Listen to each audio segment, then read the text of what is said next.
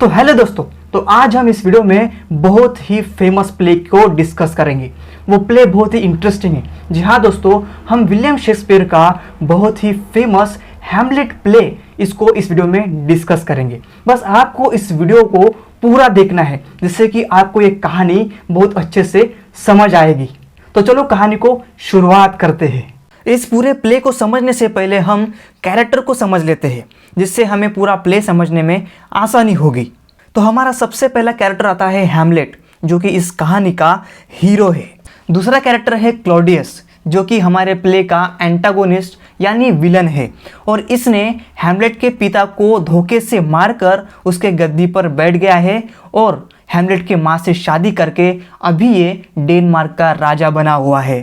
तीसरा कैरेक्टर है गर्ट्रूड, जो कि डेनमार्क की क्वीन बनी हुई है और वो क्लॉडियस की पत्नी है और हैमलेट की माँ है। पर हैमलेट अपने माँ से बहुत नाराज़ है क्योंकि गर्ट्रूड ने उसके पति के मरने के बाद तुरंत ही क्लॉडियस से शादी कर ली है। अगला कैरेक्टर है पोलोनियस, जो कि डेनमार्क का दरबारी होता है और किंग क्लॉडियस और क्वीन गर्ट्रूड का काउंसलर होता है। काउंसलर यानी एडवाइस देने वाला। और पोलोनियस साथ ही लायरिट्स और ओफेलिया का फादर भी रहता है। अगला कैरेक्टर है लायरिट्स। लायरिट्स ये पोलोनियस का बेटा होता है और ओफेलिया का भाई है, जो कि अब्रॉड में रहता है। और जब उसे पता चलता है कि उसके पिता पोलोनियस की हत्या कर दी गई है तो वो बदला लेने के लिए डेनमार्क में चला आता है। अगला कैरेक्टर है ओफेलिया, जो कि पोलोनियस की बेटी होती है, लायरिट्स की बहन होती है और हैमलेट की प्रेमिका रहती है। अपने पिता के मरने के बाद ओफेलिया उस दुख को सहन नहीं कर पाती और वो पागलों जैसा व्यवहार करती है और इसके चलते ही एक नदी में डूबकर अपनी जान दे देती है। अगला कैरेक्टर है होरेशियो। दोस्तों, होरेशियो हैमलेट का बहुत ही क्लोज फ्रेंड होता है। वो इस प्ले में उसके साथ एंड तक रहता है और नॉर्वे के राजा को हैमलेट के मरने के बाद हैमलेट की सच्चाई भी होरेशियो ही बताता है। अगला कैरेक्टर है द घोस्ट। द घोस्ट यानी एक भूत, और ये भूत रहता है हैमलेट के पिताजी का। और इस प्ले में इस घोस्ट को 3 से 4 बार दिखाया गया है। तो चलिए कहानी को शुरू करते हैं। कहानी शुरू होती है बहुत ही घने अंधेरे से। मतलब वो ठंड की रात होती है और गार्ड को, जो सिक्योरिटी गार्ड होते हैं, उनको डेनमार्क के किले पर एक घोस्ट दिखाई पड़ता है। तो वो घोस्ट आखिर है किसका? वो घोस्ट रहता है हैमलेट के पिताजी का, यानी डेनमार्क के पहले राजा का। और वो सिक्योरिटी गार्ड होरेशियो को बताते हैं कि हमारे किले की दीवार के ऊपर एक घोस्ट घूम रहा है। एक भूत की बात सुनते ही होरेशियो को पहले तो यकीन नहीं होता, पर बाद में जब खुद अपने आंखों से उस घोस्ट को होरेशियो देखता है तब उसे यकीन होता है कि हाँ, सच में यहाँ घोस्ट है। तो इस बात को हैमलेट के पास ये गार्ड और होरेशियो पहुँचाते हैं और हैमलेट को बताते हैं कि एक घोस्ट है जो तुम्हारे पिता होने का दावा कर रहा है और वो तुम्हें बुला रहा है। हैमलेट को भी पहले विश्वास नहीं होता, लेकिन जब वो उस भूत से मिलता है तब उसे यकीन होता है। अब भूत हैमलेट से बात करना शुरू करता है और वो कहता है कि मैं तुम्हारे पिताजी का भूत हूँ और मेरी हत्या कर दी गई है, और मेरी हत्या करने वाला कोई और नहीं तो तुम्हारे अंकल क्लॉडियस है। क्लॉडियस ने मुझे धोखे से मारकर मेरी बीबी यानी तुम्हारी माँ गर्ट्रूड से शादी कर ली। आगे वो घोस्ट हैमलेट को कहता है कि तुम्हें अपने पिता के मौत का बदला लेना है, और ये कहकर वो वहाँ से चला जाता है। इतना सब होने के बाद भी हैमलेट को यकीन नहीं होता, क्या सच में वो मेरे पिताजी का भूत था? और जो उन्होंने बात की कि उनको मार दिया गया है, उनका कत्ल कर दिया गया है, तो क्या ये सब सच है और क्या मुझे बदला लेना चाहिए? तो वो पहले तो उस बात पर विश्वास नहीं करता और इस बात को थोड़ी देर के लिए टाल देता है। हैमलेट के मन में कुछ दिनों तक उस भूत की बातें घूम रही होती है और उसे सच्चाई का पता लगाने का मन करता है और इसलिए वो पागल होने का नाटक करता है। हैमलेट अपने किले पर पागल होने का व्यवहार करता है, सभी को बताता है कि मैं पागल हो चुका हूँ, और इसकी चिंता किंग क्लॉडियस और क्वीन गर्ट्रूड को होती है कि आखिरकार ये हैमलेट ऐसा क्यों कर रहा है।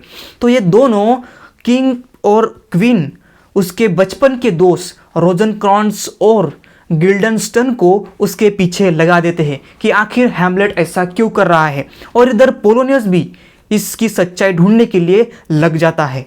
अब सभी को लगता है कि हैमलेट पागल तो हो चुका है, लेकिन हैमलेट पागल होने के इस नाटक में अंदर ही अंदर एक प्लानिंग कर रहा होता है कि किस तरह से मैं क्लॉडियस की सच्चाई बाहर लाऊं। तो इसी के चलते हैमलेट एक नाटक का, एक एक्ट का आयोजन करता है। अपने कुछ पहचान वाले नाटक मंडली से बोलकर उन्हें नाटक करने के लिए कहता है। इस नाटक की कहानी वही रहती है जो घोस्ट ने हैमलेट को बताई थी कि किस तरह से हैमलेट के पिता को मार दिया गया था। पर सवाल ये आता है कि हैमलेट का इस नाटक का आयोजन करने के पीछे क्या उद्देश्य था। हैमलेट सच्चाई का पता लगा रहा था। क्या सच में क्लॉडियस यानी हैमलेट का अंकल उसके पिता का खूनी है? तो अगर वो खूनी है तो ये नाटक देखकर वो गिल्टी फील करेगा, उसका गिल्ट बाहर आ जाएगा। अब दोस्तों नाटक की शुरुआत होती है और हैमलेट की निगाहें क्लॉडियस पर होती है। जब इस नाटक में मर्डर का सीन आता है तब क्लॉडियस बहुत ही अजीब व्यवहार करता है और वहाँ से उठकर वो चला जाता है क्योंकि उसका गिल्ट अब बाहर आ चुका था और हैमलेट को पक्का 100% पक्का हो जाता है कि क्लॉडियस ही मेरे पिता का कातिल है। अब हैमलेट बहुत ही नाचता है, गाता है और उछलता है क्योंकि उसके चेहरे पर अभी गुस्सा और खुशी दोनों दिखाई दे रहे हैं। खुशी इस बात की कि उसके चाचा क्लॉडियस का सच बाहर आ चुका है और गुस्सा इस बात का कि वो उसके पिता का कातिल है और उसे बदला लेना है। हैमलेट की माँ गर्ट्रूड ये सब देख रही होती है कि किस तरह से हैमलेट क्लॉडियस के साथ ऐसा व्यवहार कर रहा है। तो इसी के चलते गर्ट्रूड एक दिन अपने बेटे हैमलेट को अपने कमरे में बुलाती है। तो अब हैमलेट गर्ट्रूड के रूम में जा रहा होता है तब उसे क्या दिखता है? उसे क्लॉडियस दिखता है जो कि निहत्था होता है। तो उसे बहुत खुशी होती है कि यही मौका है क्लॉडियस को मौत के घाट उतारने का। हैमलेट अपनी तलवार निकालता है क्लॉडियस को मारने के लिए, लेकिन जब वो देखता है तो क्लॉडियस प्रे में बिजी होता है, वो भगवान से प्रार्थना कर रहा होता है। तो हैमलेट सोचता है कि अगर मैं अभी इसे मार दूं तो इसे स्वर्ग मिलेगा। इसके जैसे खूनी और बुरे आदमी को स्वर्ग तो क्या नरक भी नसीब नहीं होना चाहिए। और इसीलिए हैमलेट क्लॉडियस को छोड़ देता है और अपने माँ के कमरे में जाता है। लेकिन हैमलेट के गर्ट्रूड के रूम में जाने से पहले पोलोनियस गर्ट्रूड से कुछ बातें कर रहा होता है, यानी पोलोनियस गर्ट्रूड के रूम में होता है। तो जब हैमलेट के आने की आवाज़ पोलोनियस को आती है तो पोलोनियस एक पर्दे के पीछे छिप जाता है। अब हैमलेट गर्ट्रूड के रूम में आता है तो गर्ट्रूड हैमलेट से पूछती है कि तुम क्यों ऐसा बर्ताव कर रहे हो, तुम क्यों पागल जैसा बर्ताव कर रहे हो और क्लॉडियस के साथ तो ऐसा व्यवहार तुम क्यों कर रहे हो। हैमलेट को गर्ट्रूड समझाने की कोशिश करती है कि तुम ऐसा मत करो, तुम अपने चाचा के साथ अच्छा बर्ताव करो और सभी के साथ अच्छे तरीके से रहो। लेकिन हैमलेट बहुत ही गुस्सा होता है। पहले से ही हैमलेट को गर्ट्रूड पर गुस्सा रहता है और अब तो क्लॉडियस का सच बाहर आ चुका है और उसे पता चल गया है कि क्लॉडियस ही उसके पिता का कातिल है। इसलिए वो गर्ट्रूड पर बहुत ही हद से ज़्यादा गुस्सा हो जाता है और इतना बावला हो जाता है कि मानो कि अब वो गर्ट्रूड को मार ही देगा। हैमलेट बहुत ही आग बबूला हो जाता है, उसके अंदर बहुत ही गुस्सा आता है। वो उससे गालियाँ देता है गर्ट्रूड को, उससे भला बुरा कहता है। अब गर्ट्रूड बहुत ही डर जाती है कि हैमलेट पागलपन के चक्कर में मुझे न मार दे। गर्ट्रूड अब बहुत डर जाती है और इसलिए उसके मुंह से बचाओ, हेल्प हेल्प यानी बचाओ ऐसे शब्द बाहर निकलते हैं। अब ये सब बातें छुपा हुआ पोलोनियस भी सुन रहा होता है तो उसके भी मुंह से गलती से हेल्प यह शब्द निकल जाता है और तभी हैमलेट को लगता है कि इस पर्दे के पीछे उसका चाचा क्लॉडियस छुपा हुआ है और वो कुछ भी नहीं देखता, ना इधर ना उधर। वो सीधा अपने तलवार निकालता है और गुस्से में हैमलेट पोलोनियस पर वार करता है, उसके पेट में अपनी तलवार घुसेड़ देता है और उसी में पोलोनियस की मौत हो जाती है। और इसी सीन में फिर से हैमलेट को घोस्ट दिखाई देता है, लेकिन वो घोस्ट गर्ट्रूड को नहीं दिखाई देता, सिर्फ हैमलेट को दिखाई देता है और हैमलेट उससे बात भी करता है। तब गर्ट्रूड देखती है कि ये किससे बात कर रहा है तो उसे फिर से यकीन हो जाता है कि मेरा बेटा हैमलेट अब तो पूरा का पूरा पागल हो चुका है और इस पागलपन के चक्कर में उसने पोलोनियस को भी मार दिया है।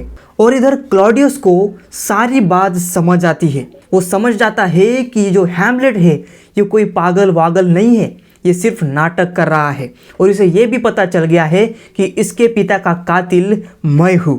तो इसलिए अब क्लॉडियस एक चाल चलता है। अब जाने अनजाने में ही सही, लेकिन हैमलेट ने पोलोनियस को मारकर एक बहुत बड़ा गुनाह तो किया है, तो उसे सज़ा भी होगी। लेकिन क्लॉडियस हैमलेट से कहता है कि अगर तुम यहाँ रहोगे तो तुम्हें सज़ा मिलेगी, तो इसीलिए मैं तुम्हें इंग्लैंड के राजा के पास कुछ दिनों के लिए भेज देता हूँ।